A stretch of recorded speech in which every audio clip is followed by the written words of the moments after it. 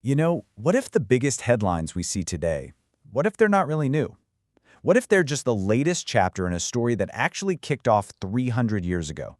The source material we're diving into today draws this incredible, direct line from the birth of modern finance all the way to today's global conflicts. It connects money and power in ways we really don't talk about much. So the material we're looking at starts by asking us to think about things that, on the surface, just don't add up. I mean, why would a global superpower just leave behind $80 billion worth of advanced military gear for its enemy in Afghanistan? Or why would that same power seem to just let a revolution happen against its own interests, like what we saw in Iran? These things can feel completely illogical. And the argument here is pretty wild. It says that to make any sense of what's happening today, we have to hit the rewind button.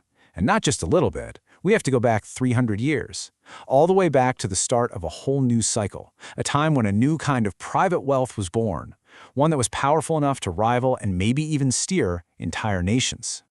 So where does this story even begin? Well, according to our source, it all starts back in 18th century Europe, and it begins with a financial invention that would, quite literally, change the world forever. And this is it. This is the key innovation the source identifies, the private central bank. Just try to wrap your head around that for a second. A private company, not the government, gets the legal power, a monopoly, to create a nation's money. The first huge example they point to is the Bank of England, founded way back in 1694 when the English government was totally broke after decades of war.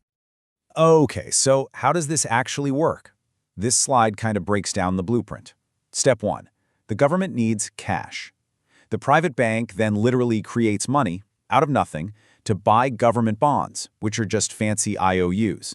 The government gets the money it needs, and the bank gets a loan that's guaranteed to be paid back with interest by, you guessed it, the public, through their taxes. And according to this narrative, nobody, and I mean nobody, understood this new game better than the Rothschild family. The family patriarch, eventual Rothschild, supposedly had this huge insight. Lending money to governments was way safer and way more profitable than lending to regular people. I mean, why wouldn't it be? The loan is secured by the taxes of an entire country. And this is where you start to see the sheer scale of this new financial power. We're using one of the most famous battles in all of history as the backdrop here. This story suggests this wasn't just about accounting and loans. This was about turning a bloody battlefield into a financial masterstroke. So, as the story goes, Nathan Rothschild wasn't just sitting around waiting for the official dispatches from Waterloo. No way. He had his own agent, right there near the battlefield. And the second it was clear Napoleon had lost, that agent made a mad dash for the coast, getting the news to London a full 24 hours before anyone in the government had a clue. So what does he do with this incredible advantage? He walks into the London Stock Exchange, and he uses his legendary reputation for having the best intel to sell. He didn't have to say a word. He just stood there, looking completely crushed, and started dumping his British government bonds. The market immediately assumed a worst. Wellington lost, and a massive panic kicked off. So, while the entire market is in a free fall, just frantically selling and sending the value of British government debt through the floor, Rothschild's agents were moving in the shadows. They were quietly buying up everything they could get their hands on for pennies on the dollar. The result of this move and others was, well, almost unbelievable, a return of 2,500 times the initial investment. The source claims this single maneuver massively amplified his family's wealth, giving them this unheard-of level of influence over the British economy, and possibly even a controlling stake in the Bank of England itself. But, this banking model wasn't just a runaway train that everyone hopped on. Over in the United States, it ran into some of the most ferocious resistance in its history. This led to an all-out war between a sitting president and the most powerful money men in the country.